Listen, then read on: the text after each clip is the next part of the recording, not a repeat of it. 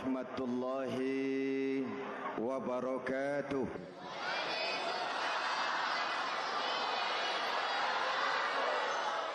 Alhamdulillahi wahdah, sadaqa wa'dah, wa nasara abdah, wassalatu wassalamu ala man la nabiyya ba'dah, Sayyidina Muhammad ibn Abdullah wa ala alihi wa sahbihi wa mawalah, amma ba'du.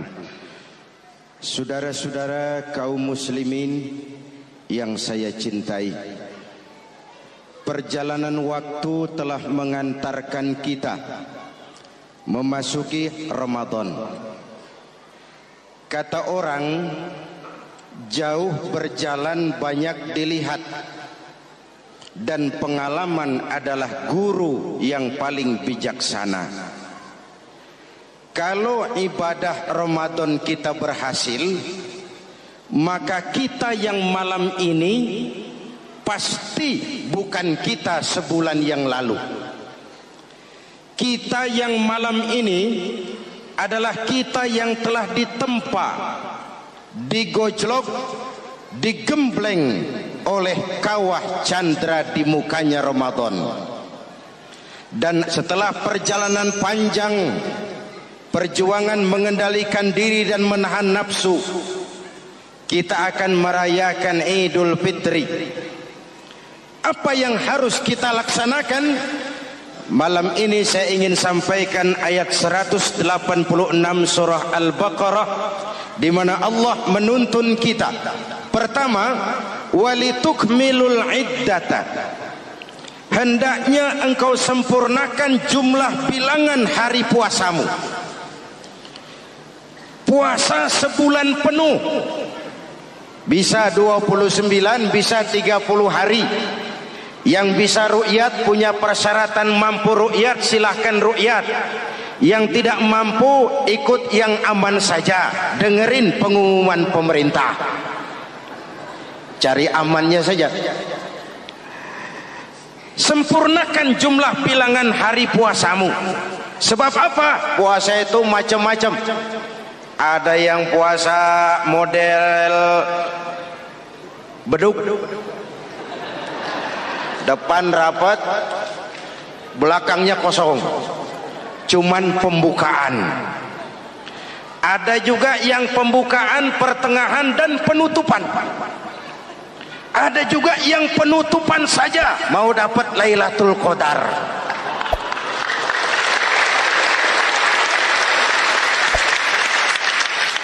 Allah berpesan, walitukmilul iddata, sempurnakan jumlah bilangan hari puasamu. Puasa itu sebulan penuh.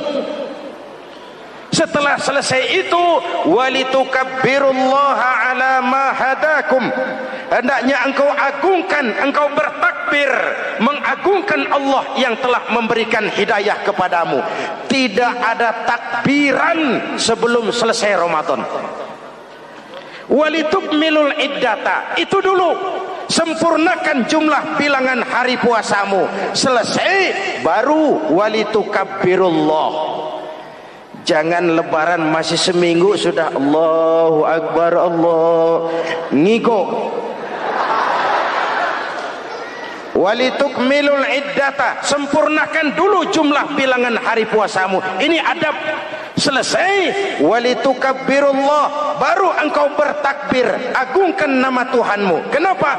Ala ma hadakum, yang telah memberikan petunjuk dan hidayah kepada kita semua.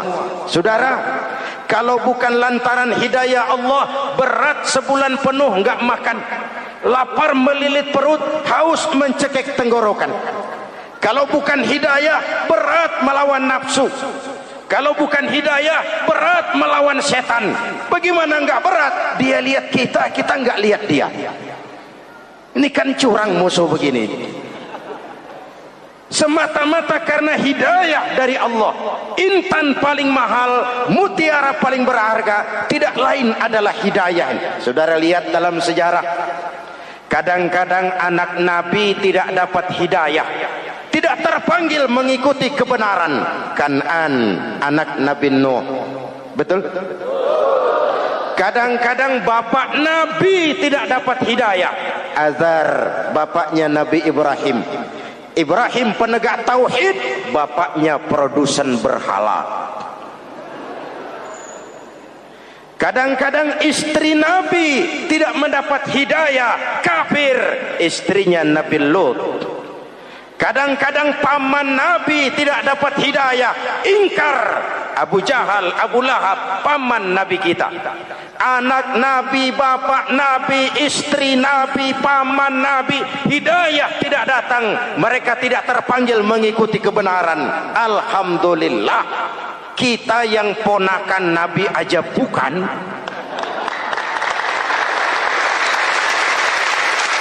Kita diberikan hidayah. Dengan bekal hidayah itulah kita masuki nuansa Ramadan.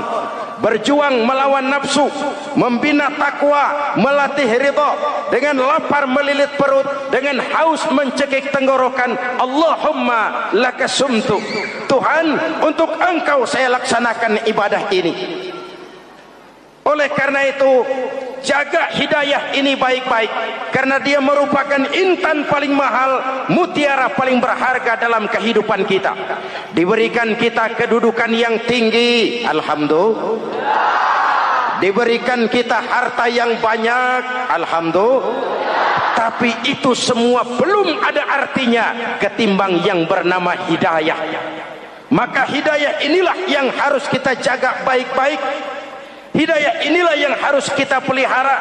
Kita bertakbir kepada Allah, mengagungkan nama Allah yang telah memberikan hidayah kepada kita. Kalau tidak lantaran hidayah, berat melaksanakan ibadah puasa sebulan suntuk. Dengan ibadah Ramadan, kita melakukan pemutihan vertikal.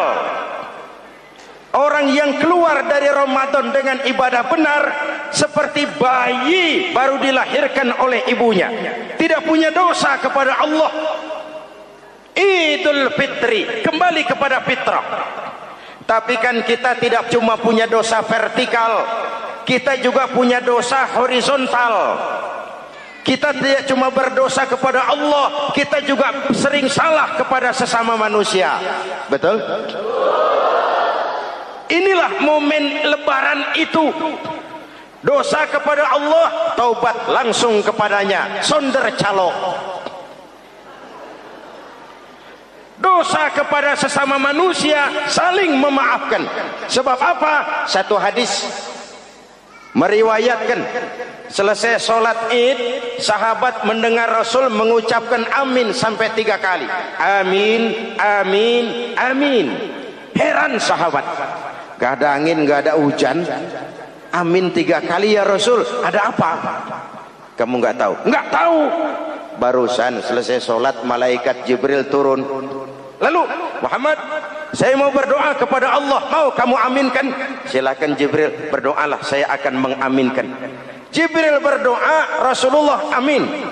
Doanya 3 macam permohonan, Nabi 3 kali mengucapkan amin. Kalau malaikat Jibril yang doa, Nabi yang mengaminkan.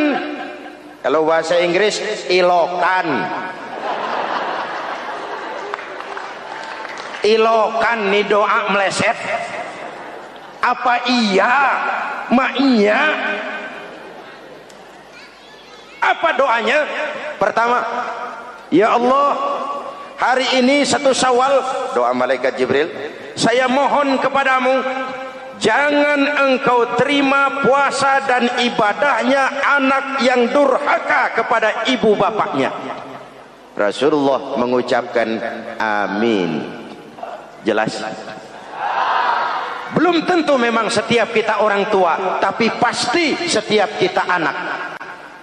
Jikalau anak punya ibu dan bapak, seorang anak yang puasa Ramadan, tarawih malam hari, bayar zakat, tadarus Al-Quran, jikalau sudah durhaka kepada kedua orang tuanya, didoakan oleh malaikat Jibril, diaminkan oleh Nabi, supaya puasa dan ibadahnya tidak diterima. Na'udzu. Maka selesai sholat Idul Fitri, tugas yang paling utama, minta ridho ibu dan bapak. 1. Yang kedua, Ya Allah, hari ini 1 Syawal, saya mohon kepadamu, jangan engkau terima puasa dan ibadahnya istri yang durhaka kepada suaminya. Rasulullah mengucapkan amin. Jangan engkau terima puasa dan ibadahnya istri yang durhaka kepada suaminya. Ibu-ibu tanya, Pak, kalau suami yang durhaka sama istrinya bagaimana, Pak? Nah, ibu-ibu, Rasulullah tidak menjelaskan itu.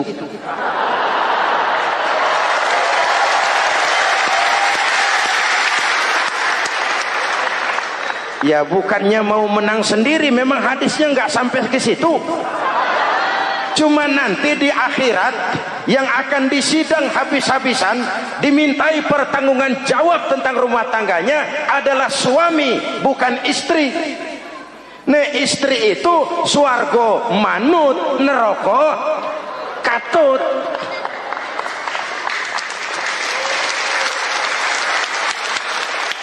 Yang ketiga, ya Allah, hari ini 1 Syawal, saya mohon kepadamu, jangan engkau terima puasa dan ibadahnya muslim yang tidak mau memaafkan sesama saudaranya muslim. Memberi maaf lebih berat daripada minta maaf, tapi memberi maaf lebih mulia daripada meminta maaf.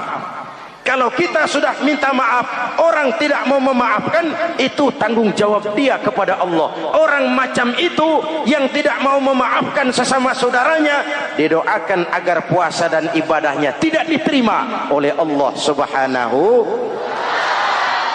Riwayat lain menceritakan, satu hari Nabi lagi kumpul dengan sahabat. Nabi tanya, saudara-saudara, atadruna manil muflis? Tahu nggak kamu siapa orang yang bangkrut, orang yang sial, orang yang celaka? Siapa? Macam-macam jawaban sahabat. Ada yang bilang, al-muflisu fina man la dirham lahu wala mata'. Menurut pendapat kami, orang yang sial, yang bangkrut, yang kagak punya duit. Apalagi mau lebaran kayak begini. Bangkrut bener, Bang. Kadang-kadang yang habis belanja pulang bukan langsung ke rumahnya, ngeneng-ngeneng di depan tetangganya, manas-manasin orang. Hadirin yang saya hormati, semua diukur dengan kacamata materi. Apa jawab Nabi? Bukan. Orang bangkrut bukan yang nggak punya duit. Orang bangkrut itu orang yang nanti di hari kiamat datang menghadap Allah dengan membawa pahala solat, pahala zakat, pahala puasa, karena di dunia rajin ibadah. Cuman sayang, di sisi lain dia datang bawa dosa karena pernah nyaci maki orang, pernah fitnah orang, pernah makan harta orang dengan cara yang zalim, pernah mengalirkan darah orang dengan cara yang tidak benar. Enak dia setor, Tuhan lapor, ini pahala sholat saya, ini pahala puasa saya, ini pahala zakat saya mau ke surga. Datang orang, ntar dulu Tuhan, sabar. Ini orang memang di dunia rajin puasa, tapi saya pernah dicaci maki, lidahnya kotor, omongannya tajam, hancur hati saya oleh ucapannya. Panggil, sini Mas. Benar ini orang pernah kamu caci maki, kamu lontarkan kata-kata pedih dan kotor, kasar. Iya, siniin pahala sholatmu, kasihin orang yang kau caci maki, kasihin. Selesai, berangkat lagi, datang lagi orang. Sebentar Tuhan, dia memang di dunia bayar zakat, tapi dia pernah makan harta orang dengan cara yang zalim, makan harta yatim. Jadi pengurus yatimnya lapar, pengurusnya yang pada kenyang.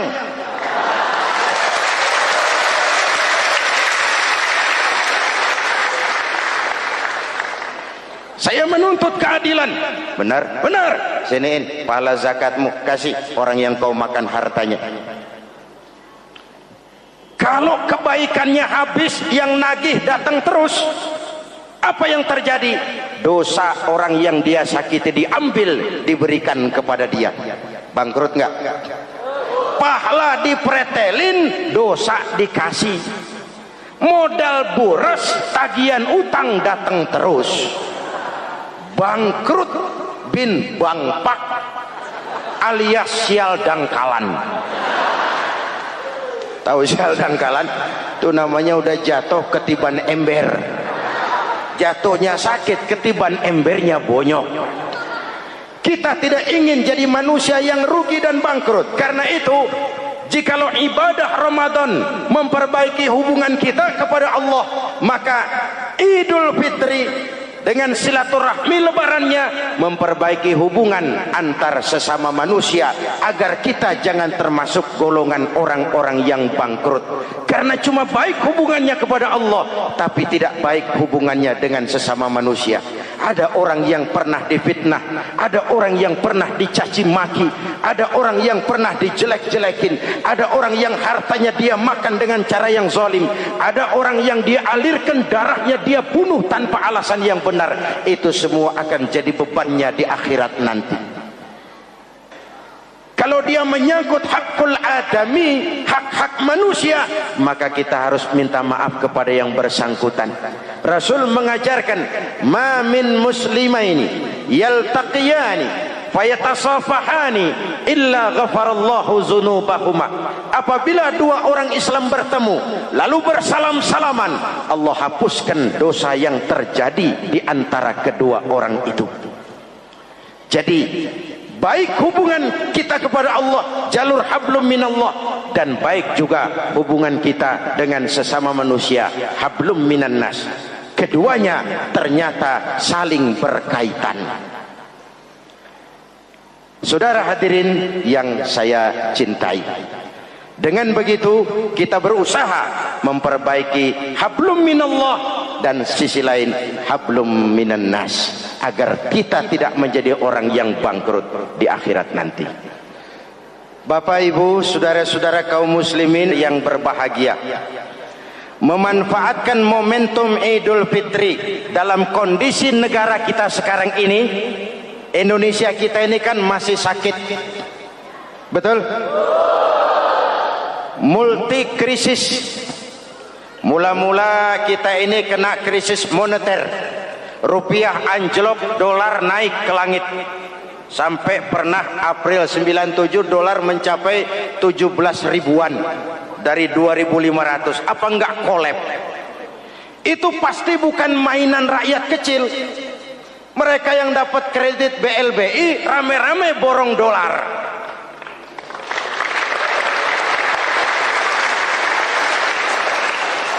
Kita mah bocah kampung boro-boro borong dolar, ngeliat juga tumben. Akibat krisis moneter muncul yang lebih makro, krisis ekonomi.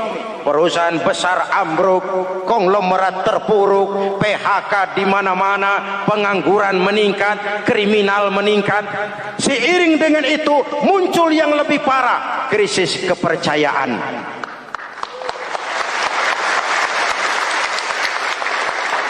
Benih-benih perpecahan bertebaran di mana-mana.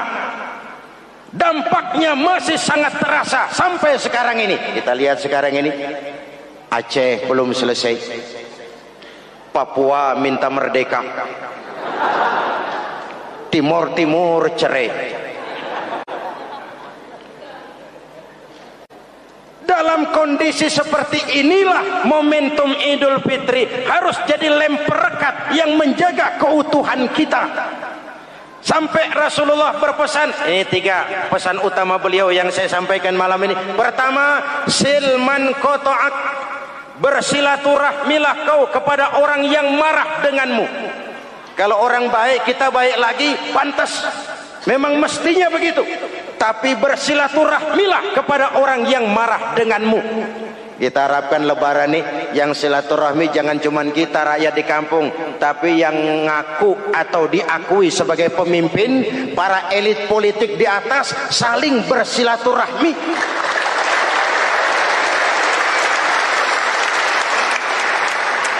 Kalau mereka rukun di atas, kita di bawah ngelihatnya enak. Betul? Tidak ada orang akan di atas kalau tidak disokong dari bawah. Kita ini seperti rumah, walaupun genteng di atas, nggak boleh genteng ngomong seenaknya. Genteng ngomong sama tiang, saudara tiang, kamu enak, saya setengah mati. Hujan kehujanan, panas kepanasan. Kadang-kadang anak-anak nakal saya disambitin. Kata genteng. Yang jadi tiang ngomong, Teng. Kata tiang, ngomong jangan sembarangan, Teng. Kamu kira kamu bisa nongkrong di atas, itu gara-gara siapa, Teng? Kan saya sokong dari bawah, kata tiang. Kalau saya miring, kamu ambruk, Teng. Kamu jadi pejabat tinggi, kamu jadi anggota DPR, kamu jadi anggota MPR, kami rakyat yang angkat.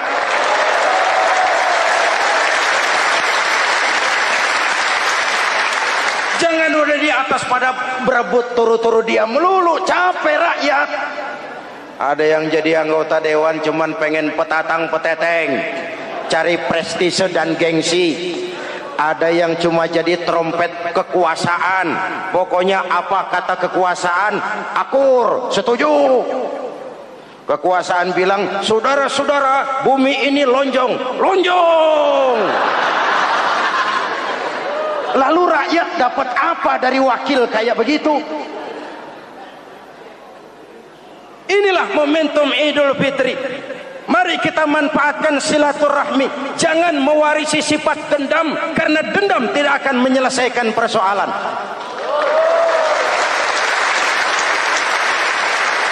Ini ada warisan sejarah yang enggak sehat. Di zaman Bung Karno, sampai Bung Karno jadi presiden seumur hidup, Bung Karno dikenal sebagai tokoh revolusioner. Enggak sepaham sama Bung Karno, cepat-cepat dianggap ini kontra revolusi.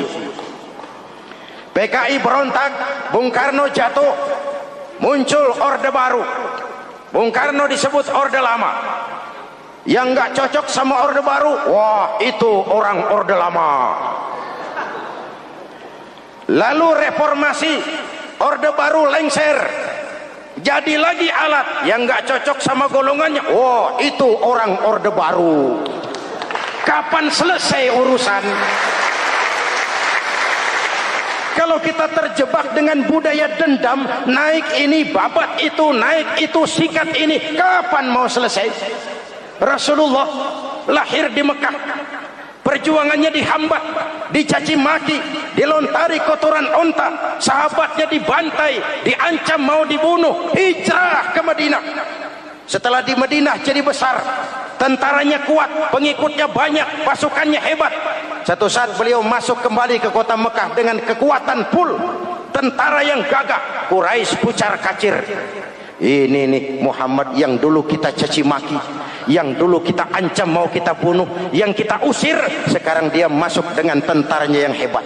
Kalau dia menuntut balas, habis kita sekarang ini. Apa jawab Nabi? Beliau turun dari punggung onta, lalu pidato dengan tawadu. Saudara-saudara, al-yauma yaumul marhamah. Ini hari yang penuh kasih sayang.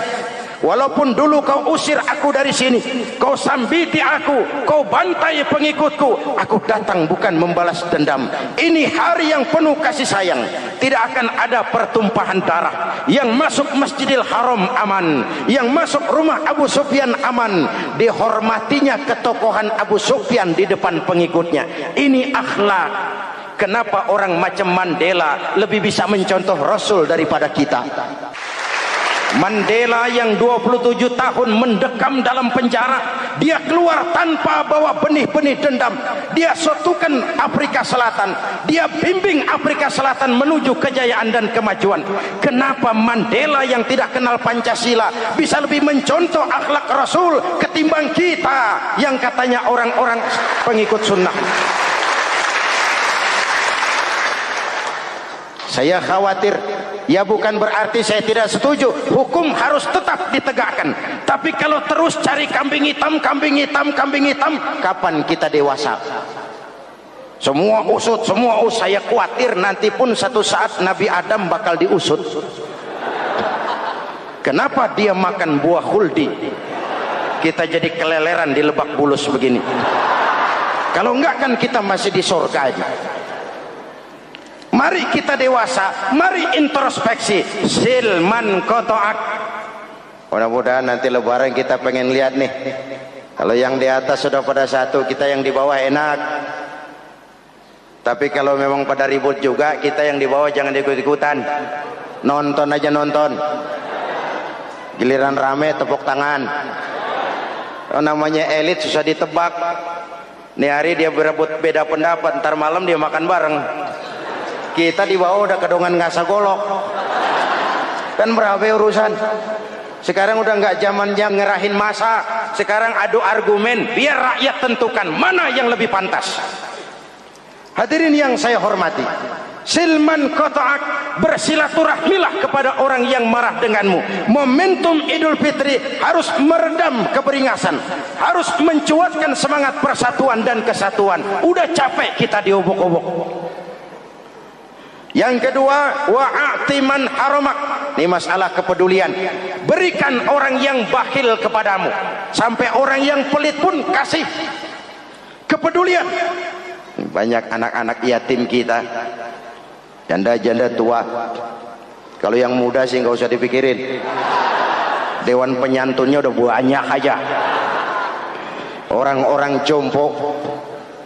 Mungkin baju kita sudah kurang berharga di lemari kita, tapi sangat berharga ketika kita berikan kepada orang lain. Berbagi rasa. Jangan ada yang lapar di samping yang senyum. Jangan ada yang menangis di samping yang tertawa. Hadirin, yang ketiga, wa'fu amman zalamak. Maafkan orang yang berlaku zalim kepada dirimu. Maafkan orang yang berlaku zalim. Jangan mewarisi sifat dendam, karena Ramadan sudah melatih kita. Tidak akan menyelesaikan persoalan. Dengan semangat ini, maka persatuan, kesatuan, kerukunan dan kekompakan akan lebih mudah kita wujudkan. Kita ingin Indonesia esok lebih baik daripada sekarang ini. Amin. Dan tentu saja kita berharap banyak dari para pemimpin-pemimpin kita. Semoga lebih bersikap sebagai negarawan, bukan hanya sebagai politisi. Karena jujur saya ingin berkata, reformasi memang telah melahirkan politisi, tapi belum banyak melahirkan negarawan. Negarawan adalah orang yang ngayomi seluruh rakyat. Sekarang rakyat cuma di atas namakan, biar banyak banget. Kalau tidak mendukung dia, dianggap bukan rakyat. Biar dikit banget kalau pendukungnya, itulah rakyat sejati. Ini pemimpin model apa kayak begini?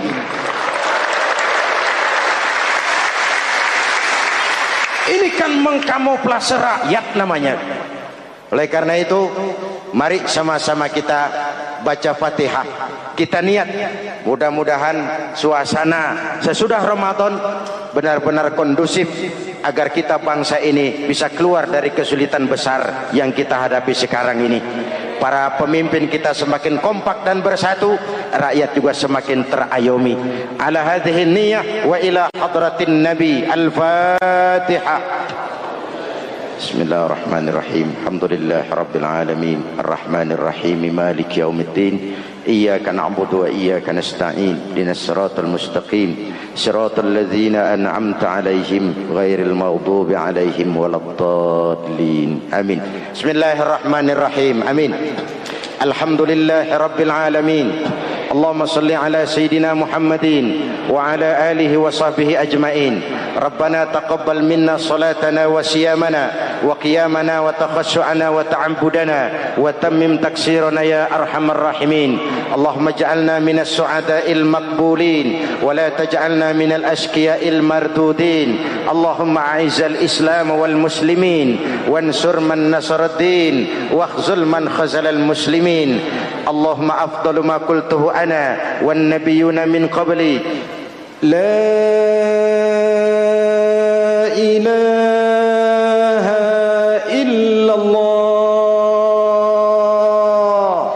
La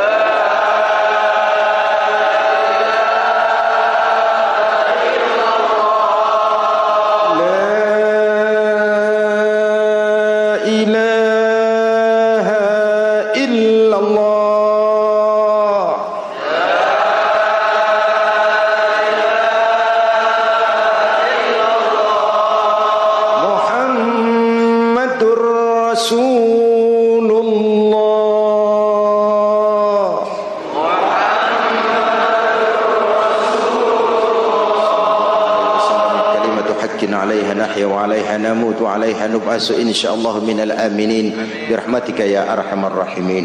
أوصيكم ونفسي بتقوى الله. والسلام عليكم ورحمة الله وبركاته. السلام عليكم ورحمة الله وبركاته.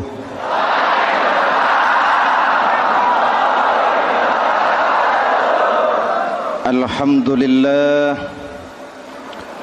wassalatu wassalamu ala Rasulillah Sayyidina Muhammad ibn Abdullah wa ala alihi wa sahbihi wa mawala, amma ba'du.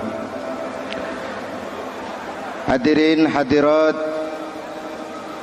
ma'asyiral muslimin yang saya cintai, Ramadan adalah madrasah, sekolah, tempat di mana kita banyak sekali belajar tentang hidup dan kehidupan, supaya kita lebih siap menghadapi hidup, supaya kita punya wawasan, supaya kita mampu melihat persoalan jauh ke depan, supaya kita tidak terjebak pada keuntungan sesaat tapi merugikan jangka panjang. Malam ini saya ingin mengajak kita semua melihat kurikulum Ramadan. Pelajaran apa yang diberikannya kepada kita?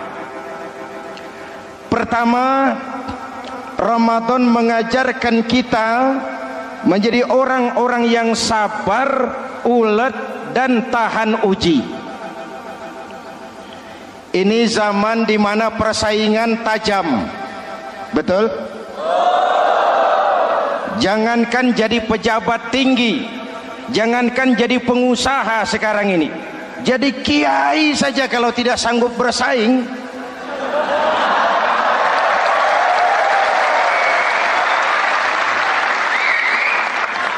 ini bahasa kasar tapi jujur. Karena orang sekarang hidup di zaman banyak pilihan. Akibat persaingan yang semakin tajam, orang sering kehilangan kesabaran. Kepengen cepat kaya lalu tidak sabar, makan renten, nipu orang, buka peternakan tuyul,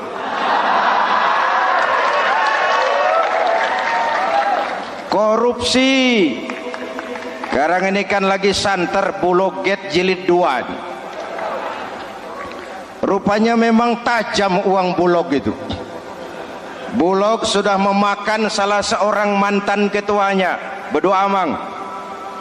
Bulog sudah memakan seorang presiden. Sekarang Bulog sedang mengarah kepada ketua DPR. Kita lihat hasilnya.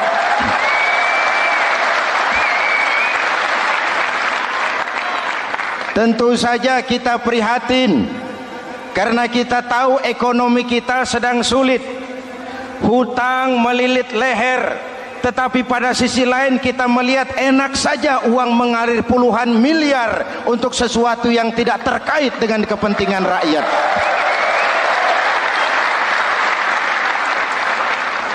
Karena itu puasa mendidik kita sabar, biar lapar melilit perut, biar haus mencekik tenggorokan. Kalau maghrib belum datang, jangan sentuh makanan, jangan ambil minuman, sabar.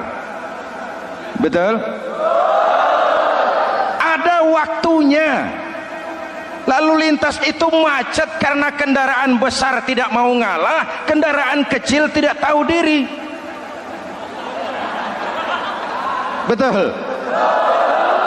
Antrian di pasar kacau karena yang sudah dapat nggak mau minggir, yang di belakang dorong-dorong. Betul?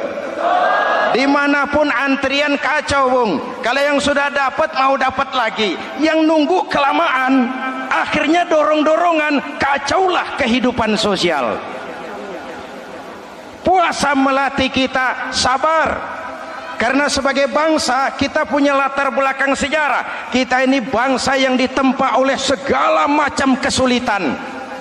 Kita 350 tahun dijajah Belanda, sulit. Setelah merdeka kita dirongrong oleh berbagai macam pemberontakan, susah. Lalu PKI berontak, susah lagi. Lalu berdiri Orde Baru, lama, susah lagi. Orde Baru selesai, muncul reformasi, masih susah juga. Kita bangsa yang ditempa oleh kesulitan, bangsa yang tahan bantingan, bukan bangsa yang cengeng. Karena itu mari kita menjadi diri kita. Kita akan gagal kalau kita mau jadi orang lain. Kita akan gagal kalau kita hidup di bawah bayang-bayang orang lain. Jadilah kita diri kita sendiri. Sabar, ulet, dan tahan uji. Inilah kurikulum pertama dari pelaksanaan ibadah puasa. Sehingga dengan dibekali sifat sabar, kita bisa mengendalikan diri. Manusia hebatnya ya. Ayo kita banding-bandingkan. Malaikat, binatang, manusia. Malaikat tidak diberi nafsu, hanya diberi akal. Kalau malaikat tidak pernah salah, wajar. Jibril nggak pernah korupsi ayat. Ah, ini ada ayat bagus, saya pakai sendiri saja ini. Tidak. Malaikat maut tidak pernah salah adres mencabut nyawa orang yang belum waktunya mati. Tidak pernah. Dan itu wajar. Malaikat makhluk tanpa alternatif. Secara instingtif dia diciptakan untuk taat. Sebaliknya binatang diberi otak tapi tidak diberi akal. Binatang hanya diberi nafsu. Kalau binatang tiap hari salah, wajar.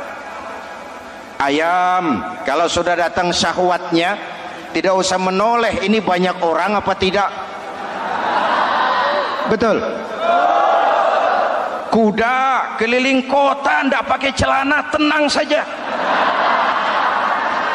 Betul. Dan wajar, namanya juga binatang. Sedangkan manusia diberikan akal dan diberikan nafsu. Tiap hari terjadi perjuangan. Kadang akal menang, kadang nafsu yang menang.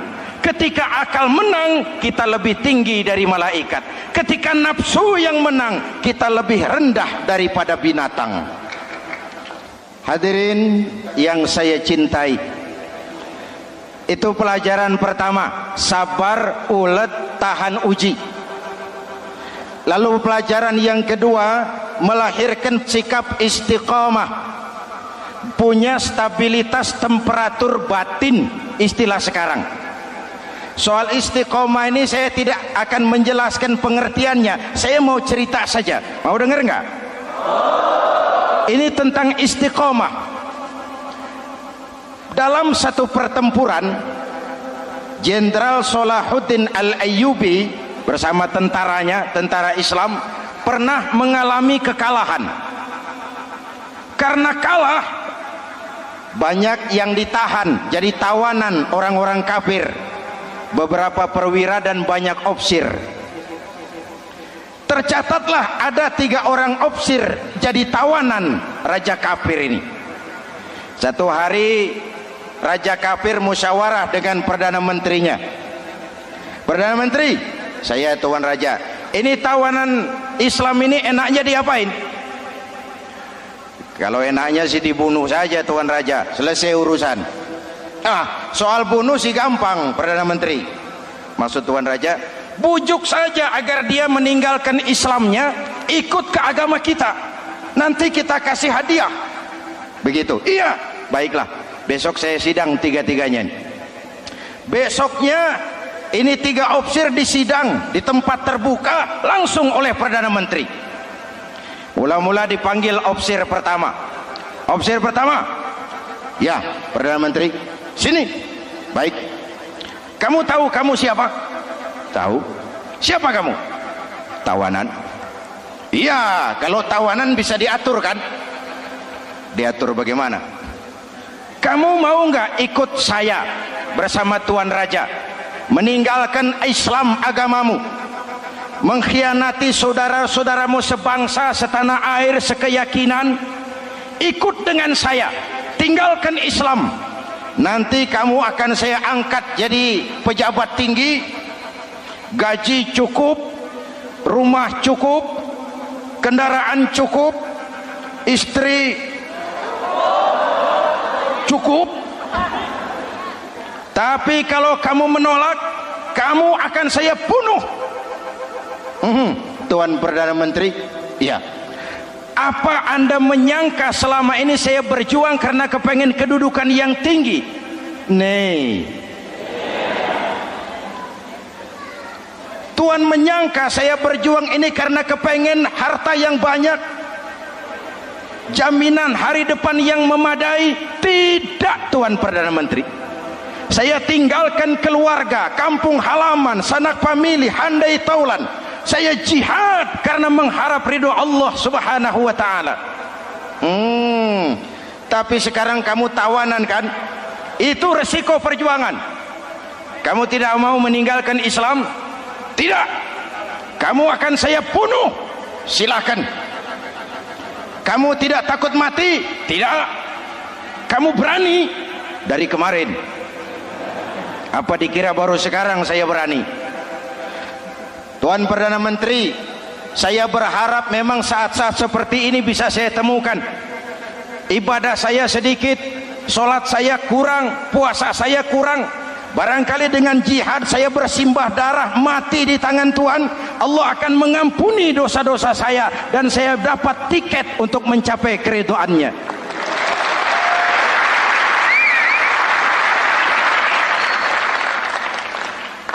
Gila kamu. Biarin. Kalau ini Tuan anggap gila, saya bisa berbuat lebih gila dari ini. Saya bunuh kamu. Bunuh. Algojo dipancung. Deal. Ini terlepas kepalanya dari badannya, menggeluntung kepalanya ke bawah, jatuh bergelindingan. Itu kepala lepas dari badan, ngaji, baca ayat Quran, sampai Perdana Menteri bingung. Minggir, ini ada kepala ngaji.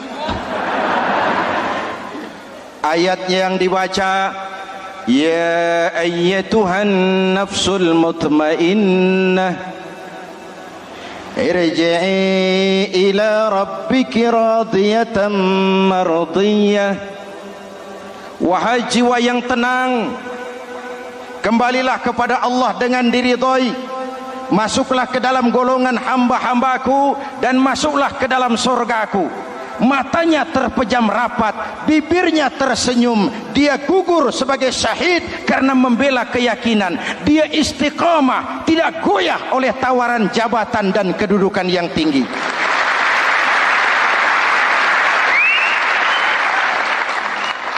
Perdana Menteri geleng kepala. Dasar orang Islam. Panggil officer kedua. Officer kedua. Ya, Perdana Menteri, kamu sudah lihat temanmu yang barusan? Sudah. Mati kan? Mati. Kamu bagaimana? Mau tetap berjuang untuk Islam atau ikut kami? Jabatan tinggi, kedudukan tinggi, rumah tinggi, bagaimana? Atau mau mati seperti teman kamu barusan? Sudah kamu pikir? Sudah, Perdana Menteri. Sudah apa? Sudah, jangan banyak omong. Maksud kamu apa? Saya sudah tidak sabar mau nyusul teman saya yang barusan itu. Saya tidak bayangkan bagaimana disambut oleh malaikat di surga, disambut oleh para bidadari di surga, menggapai ridho Allah. Oh, Perdana Menteri, sudah jangan banyak omong. Kalau mau potong, potong saya. Perdana Menteri bilang ini lebih gila dari yang pertama. Yang pertama masih mau diajak ngomong, ini malah langsung minta disembelih. Ayo Algojo, potong. potong lagi, deal.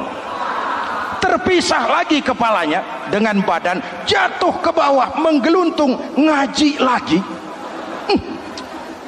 Ayatnya yang dibaca, wujuhun yawma izin nadirah ila rabbiha nazirah. Muka mereka hari itu berseri-seri kepada ridho Allah. Mereka memandang, bibirnya senyum, matanya terpejam, dan dia ajal dengan husnul khatimah, mendapat syahid karena teguh punya keyakinan, istiqamah dalam perjuangan, tidak goyang, tidak mencela dan mencele.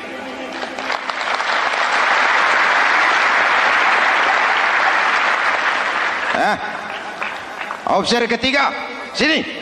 Yap, siap Perdana Menteri. Kamu sudah lihat nasib dua orang teman kamu? Sudah. Mati kan? Mati. Kamu mau seperti dia? Oh, tidak Perdana Menteri. Saya tidak mau mati. Daripada mati kan lebih baik hidup. Kamu mau ikut saya? Mau Perdana Menteri. Mau. Gaji besar, rumah besar, kendaraan besar, istri.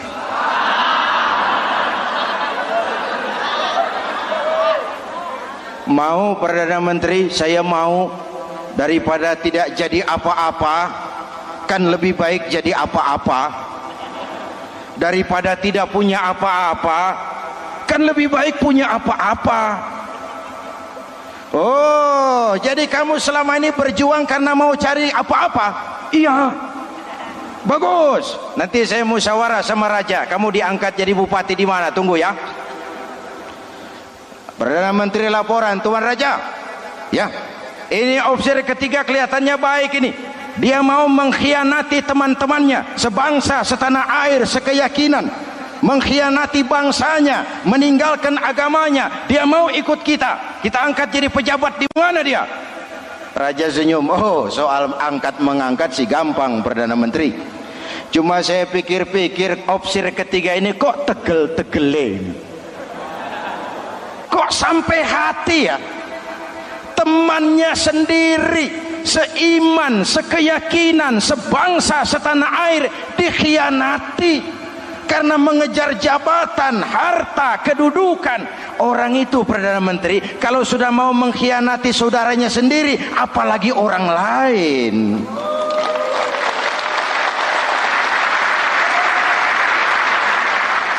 Ini opsi ketiga, ini opsi bejat. Anda bayangkan temannya sendiri dikhianati, nanti kalau ada kesempatan kita ditikam dari belakang. Jadi bagaimana Tuan Raja? Malah kalau saya lihat yang dua yang sudah mati itu orang hebat Perdana Menteri, punya pendirian, istiqamah. Malah kalau bisa yang dua itu dihidupin lagi. Loh, dihidupin bagaimana Tuan Raja, sudah kadang mati. Jadi bagaimana ya opsi ketiga ini? Bunuh, bunuh, bunuh. Buat apa piara benalu jadi duri di kaki nanti? Bunuh. Baik, Perdana Menteri kembali. Opsi ketiga, siap Perdana Menteri. Saya jadi bupati di mana? Bupati, modar sampean. Loh, saya mau dibunuh. Bunuh. Katanya kalau ikut agama Tuan, meninggalkan agama kami, saya akan jadi pejabat tinggi. Kamu opsi bejat, kamu tidak punya pendirian. Saudaramu sendiri seagama kamu khianati, apalagi orang lain. Potongan kayak kamu jadi pejabat, rusak negara ini.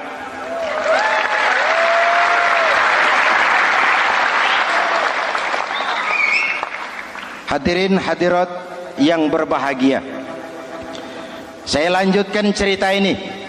Nanti kesimpulan diambil sendiri-sendiri. Jadi saya mau dibunuh Tuan Perdana Menteri. Ya, kamu mau dibunuh. Tidak jadi pejabat. Tidak. Kamu bejat. Bejat kok mau jadi pejabat. Nanti juga kalau kamu jadi pejabat, paling kerjamu memperkaya dirimu sendiri, paling banter keluargamu dan golonganmu, rakyat tetap saja tidak terurus.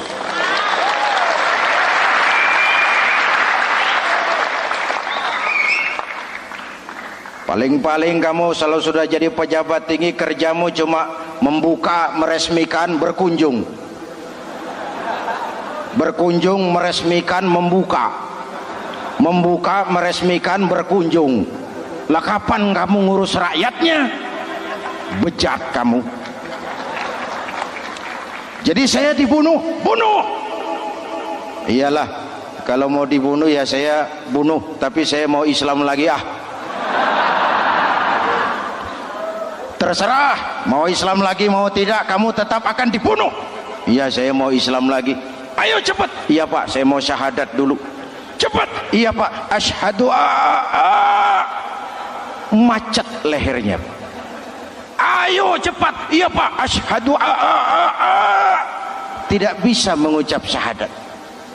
Ayo cepat. Iya Pak, asyhadu tidak tuntas mengucap syahadat, golok algojo keburu sampai di lehernya. Deal. Darah mancur, pisah kepala dengan badan, menggeluntung ke bawah. Ngaji lagi. Wong dia bekas santri masih bisa ngaji. Cuma ayat yang dibaca lain sama dua temannya tadi. Ayat yang dibaca, afaman haqqa alaihi kalimatul azab, afaman haqqa alaihi kalimatul azab, afa anta tunkizu man finnar. Ini ayat yang dibaca. Orang yang memang sudah dapat vonis akan mendapat azab, bisakah kamu menyelamatkan dia dari neraka? Bertahun-tahun berjuang di bawah bendera Islam untuk kejayaan Islam, di akhir hayatnya dia tergoda oleh kedudukan dan harta, oleh jabatan dan pangkat. Ia bergeser, imannya rapuh, hilang istiqomahnya, ditinggalkan agamanya, dan dalam keadaan begitu dia mati, dia su'ul khatimah. Na'udzu. Hadirin, apa guna saya ungkapkan ini? Mari kita belajar, perlu stabilitas temperatur batin. Saya sering katakan, berapa banyak orang waktu di bawah teriak-teriak berantas korupsi, ganyang korupsi, sikat korupsi, cuma karena belum dapat kesempatan. Begitu dapat kesempatan, korupsinya lebih gila dari yang dia teriaki. Betul? Waktu di bawah rajin baca ayat kursi, dapat kursi lupa sama ayat. Betul? Betul? Ini yang memerlukan sikap istiqamah, konsisten. Hanya dengan semangat seperti ini, maka kita tidak akan goyah oleh tantangan yang bagaimanapun beratnya. Hadirin yang saya muliakan, Allah berjanji, orang-orang yang beriman kemudian beristiqamah, tatanazzalu alaihimul malaikatu alla takhafu wala tahzanu, akan turun kepada mereka malaikat seraya berkata, kamu tidak usah takut, kamu tidak usah sedih. Allah akan memberikan pertolongan kepada orang-orang yang istiqamah. Ayo kita tetap istiqamah melaksanakan ibadah hanya kepada Allah Subhanahu wa ta'ala. Nah, yang ketiga, ikhlas. Allahumma lakasumtu, untuk engkau saya berpuasa. Orang mau puji atau tidak bukan soal, orang mau lihat atau tidak bukan soal. Kalau sudah berbuat, yang penting karena Allah saja. Keikhlasan itu, kalau amal kita adalah jasad, ikhlas adalah roh. Saudara, hari Jumat jam 9 pagi sudah berangkat ke masjid. Apa tidak bagus? Bagus. Sarungnya baru. Samarinda kelas BHS. Sajadah tebal. Tasbih panjang. Jam 9 sudah berangkat. Iya, padahal sholat jam 12. Betul, apa pahalanya besar? Nanti dulu.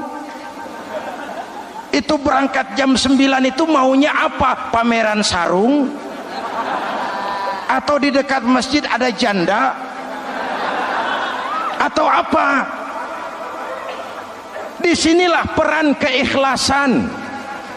Keikhlasan itu bukan kata.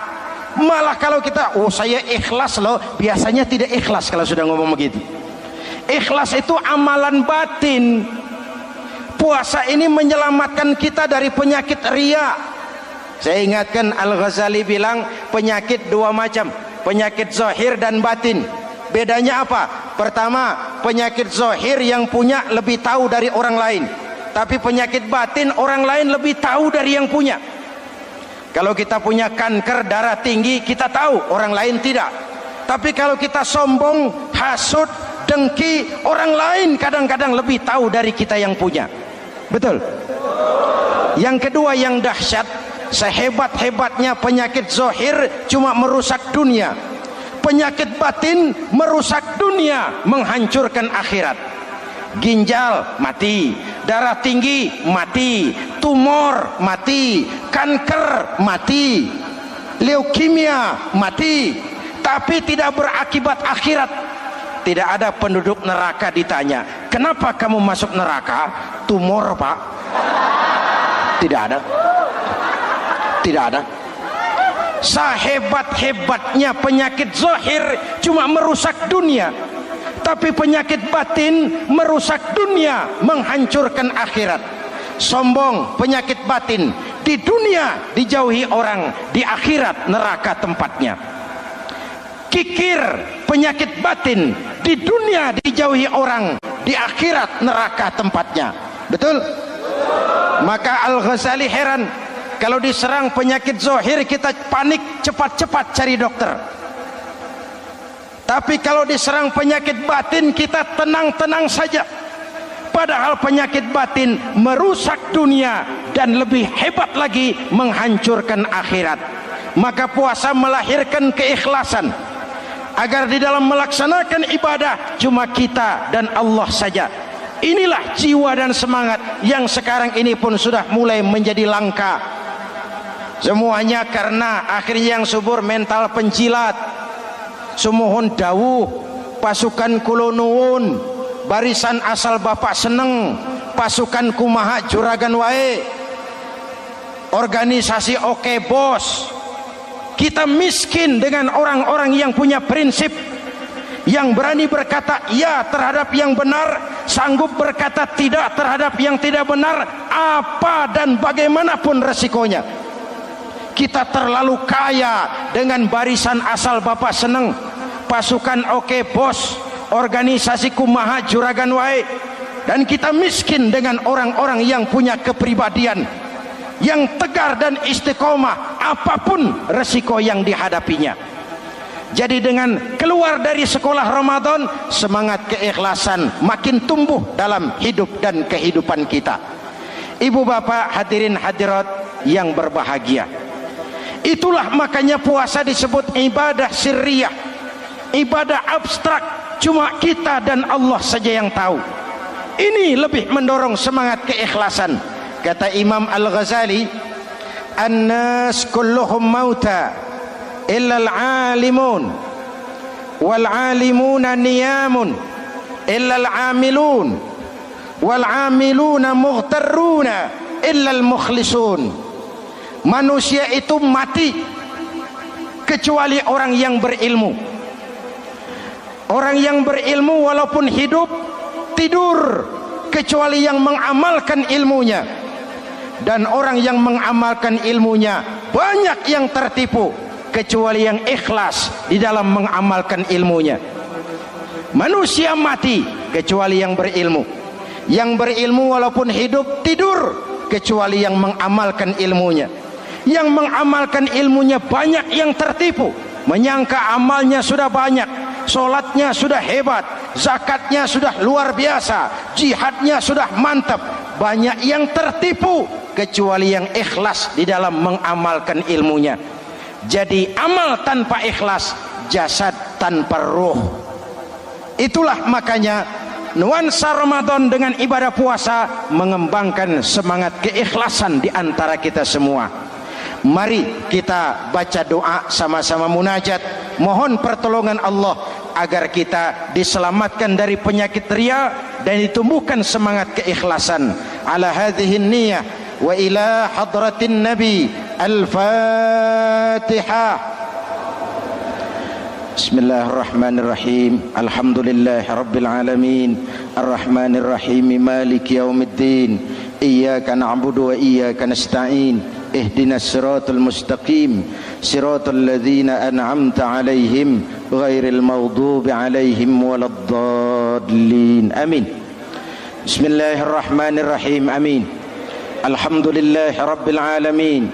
Allahumma salli wa sallim mubarak ala sayyidina Muhammadin wa ala alihi wa sahbihi ajma'in. Allahumma ja'al jam'ana hadha jam'an marhuma wa tafarruqana min ba'dihi tafarruqan ma'suma. Allahumma ja'al jam'ana hadha jam'an mashkura wa tafarruqana min ba'dihi tafarruqan maghfura. Allahumma ja'alna minas su'ada'il maqbulin wa la taj'alna minal ashqiya'il mardudin. Rabbana taqabbal minna salatana wa siyamana wa qiyamana wa takhashu'ana wa ta'abbudana wa tadarru'ana wa tammim taqsirana birahmatika ya arhamar rahimin. Allahumma aslih man fi salahihi salahul muslimin. Allahumma ahlik man fi halakihi salahul muslimin. Ya Allah, dengan sepenuh perasaan dan pengharapan, dengan segala keremahan dan kerendahan, kami bermohon kepadamu, berikan kami kekuatan zahir dan batin, berikan kami kesabaran dan ketabahan, sikap istiqamah dalam mengarungi hidup yang penuh ujian ini. Karuniakan kepada kami pemimpin-pemimpin yang takut kepadamu dan sayang kepada kami. Rabbana hablana min azwajina dhurriyyatina qurrata a'yun waj'alna lil muttaqina imama. Afdalu ma qultuhu ana wan nabiyyuna min qabli. La ilaha illallah.